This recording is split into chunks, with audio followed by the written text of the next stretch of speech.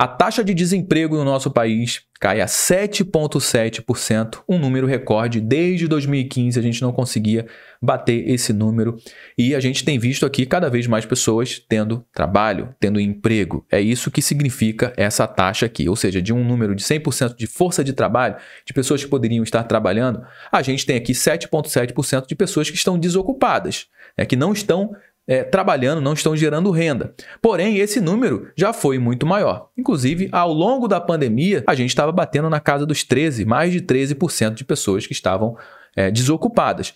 E logo depois da pandemia, a gente começou a ver esse número caindo. Inclusive, o Brasil foi modelo mundial de recuperação da economia. As pessoas estavam tentando entender como é que o Brasil estava conseguindo se sair tão bem, tendo a taxa de desemprego caindo mês após mês. E agora a gente chegou no menor patamar. Só que a gente precisa entender o que realmente está forçando essa taxa de desemprego. Porque essa conta não fecha, meu amigo. Se de um lado a gente tem aqui as pessoas tendo cada vez mais emprego, mais trabalho, por outro lado, a gente está vendo a indústria passando por problemas, a gente está vendo o setor de serviços passando por problemas, o comércio nem se fala, esfriando, as vendas caindo drasticamente, a economia esfriando de uma maneira geral e as empresas passando por problemas. A gente bateu recorde de empresas pedindo recuperação judicial agora no primeiro semestre de 2023. Então, como é que as empresas estão fechando as portas, estão passando por problemas e do outro lado a gente está vendo tanta gente tendo emprego, hein? Bom, a gente vai analisar a fundo esses números aqui, o que está por trás dessa queda do desemprego no país, o que esse número representa e como que isso pode impactar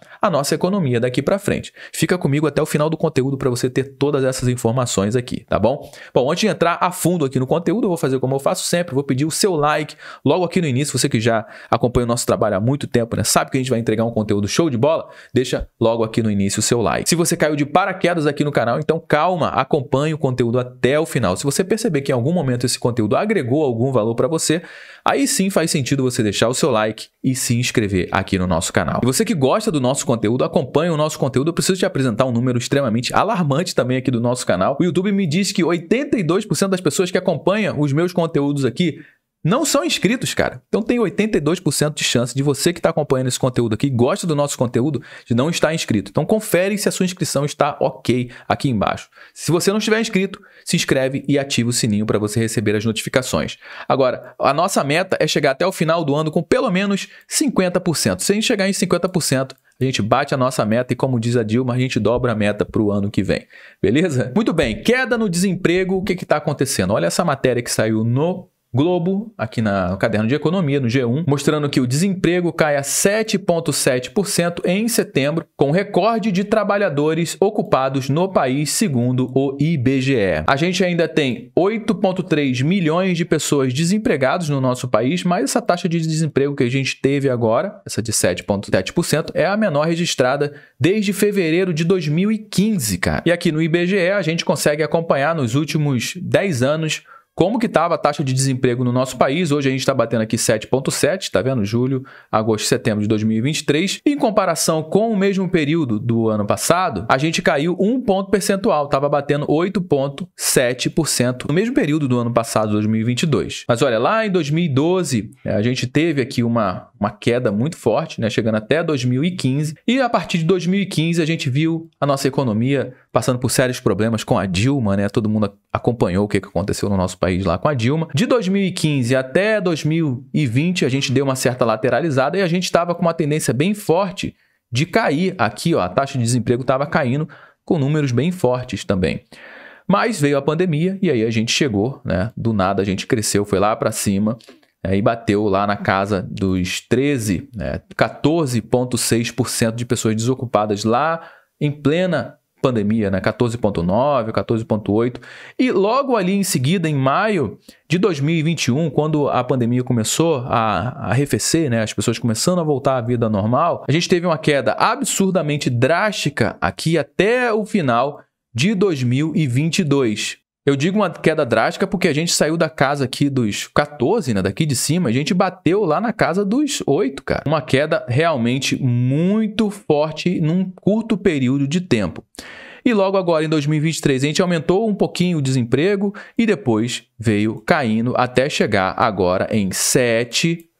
7,7% em setembro de 2023. Agora, por região, a gente vê que o Sul é a região com a menor desocupação, né, com 4,7% das pessoas desocupadas, ou seja, no Sul quase todo mundo trabalha. No Centro-Oeste, uma taxa de 5,7%. No Sudeste, uma taxa de 7,9%. Aqui a gente tem uma massa, né, de pessoas trabalhando, produtiva muito grande.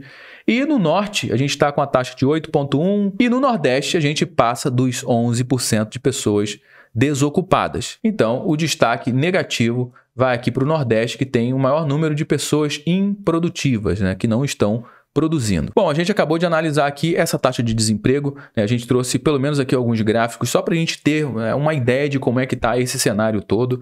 Agora, uma grande questão aqui que a gente precisa entender é como que a gente conseguiu chegar nessa taxa de 7,7% se, por outro lado, a gente tem a nossa economia passando por sérios problemas. Que problemas são esses, Josué? Esses problemas aqui, ó. O número de recuperações judiciais salta 52% em 2023, ou seja, significa que as empresas elas não estão conseguindo honrar com seus compromissos, honrar com empréstimos, não estão conseguindo manter as portas abertas e elas precisam renegociar todas as suas dívidas para conseguir continuar com as portas abertas. Quando uma empresa está em recuperação judicial, o que acontece? Elas deixam de contratar as pessoas. Eles mantêm o quadro, quando está muito bem, eles mantêm o quadro de funcionários e muitas delas mandam muitas pessoas embora. Mas vamos dar uma olhada aqui, por que eu estou falando que é bem inconsistente? Eu vou trazer aqui algumas empresas que pediram recuperação judicial, começando pela Americanas, que pediu recuperação judicial lá em janeiro de 2023 com a dívida de 43 bilhões de reais. A Amaro também pediu recuperação extrajudicial, que é um pouco diferente, mas também já sinalizando que está passando por problemas, né? Somando aqui dívidas de 244 milhões de reais. Uma outra também, que é do mercado de moda, que é a M Officer, que a justiça aceitou agora há pouco, né, a recuperação judicial da M Officer, que também é uma varejista de moda. A empresa tem aqui o número de dívidas em 53 milhões de reais, mas se for contabilizar aqui, adicionando as dívidas que ela tem com impostos, entram mais 100 milhões de reais aqui aproximadamente, chegando a 153, 152 milhões de reais a dívida total da M Officer. E agora, recentemente, a operadora da Starbucks e Subway no Brasil também pede recuperação judicial, uma empresa que vem crescendo fortemente no mundo inteiro, chegando aqui no Brasil, está passando por problemas e agora eles não estão conseguindo honrar aqui com os seus compromissos e chegando numa dívida aqui de 1,8 bilhão de reais. Eles afirmaram que nos últimos 3 anos, desde que a pandemia começou aqui no país, as varejistas têm lutado para manter suas operações. Os desafios econômicos no Brasil, resultantes da pandemia, a inflação e a permanência de taxas de juros elevadas agravaram os desafios para todos os varejistas, incluindo a South Rock. Bom, agora vamos dar uma olhada na atividade industrial. A Fiesp projeta queda de 0,5% na produção industrial em 2023. E analisando aqui o setor de serviço, a gente vê que a gente teve uma queda muito forte aqui em janeiro, em abril também e agora em agosto, mas a gente teve altas aqui em fevereiro, março, em maio, junho e julho. Mas no total, aqui seguindo projeções, a gente deve crescer o setor de serviço em aproximadamente 0,5%. Bom, agora a gente tem uma fotografia de como é que está os postos de trabalho e também como é que anda o comércio, a indústria e o setor de serviços. Só que o que está contribuindo para essa queda no desemprego no nosso país? Vamos entrar aqui na própria matéria do G1. Bom, eu aconselho que você leia essa matéria inteira, eu vou deixar o link na descrição desse vídeo. Aqui mostra como é que está a evolução da taxa de desemprego no país, né? A gente chegando aqui a 7,7. Bom, rolando aqui para baixo, a gente vai ver que os destaques, eles estão para os serviços financeiros, onde teve maior ocupação, né, de postos de trabalho, e também de locação de mão de obra. Mas tem uma outra informação extremamente importante logo aqui embaixo que eu vou mostrar para você, ó, nesse parágrafo aqui, ó. Tá vendo esse parágrafo aqui? Preste atenção junto comigo nessas informações, porque aqui tem um dado extremamente importante. Já na comparação anual, ou seja, comparando esse ano com o ano passado, o maior aumento de ocupados foi observado na administração pública, 685 mil funcionários, 685 mil pessoas adquirindo postos de trabalho aqui dentro da administração pública. O que isso significa, meus amigos? Funcionários públicos, ou seja, é o Estado contratando mais pessoas.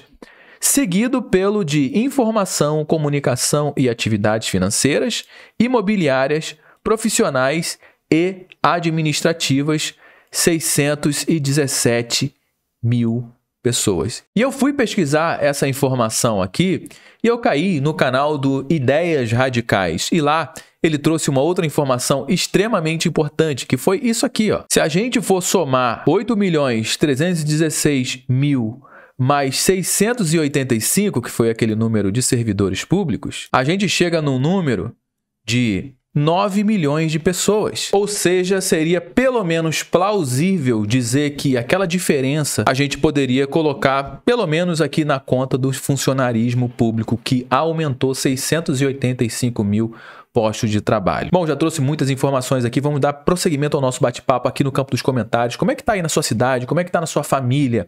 Você tem visto mais pessoas empregadas ou desempregadas? Deixa o seu feedback aqui embaixo no campo dos comentários, a gente sempre faz isso, a gente gosta de acompanhar como é que tá o termômetro da galera que acompanha o nosso conteúdo aqui. Se você curtiu esse conteúdo, deixa o seu like, se inscreva aqui no nosso canal também. Eu me chamo Josué Aragão, um grande abraço e a gente se vê no nosso próximo bate-papo.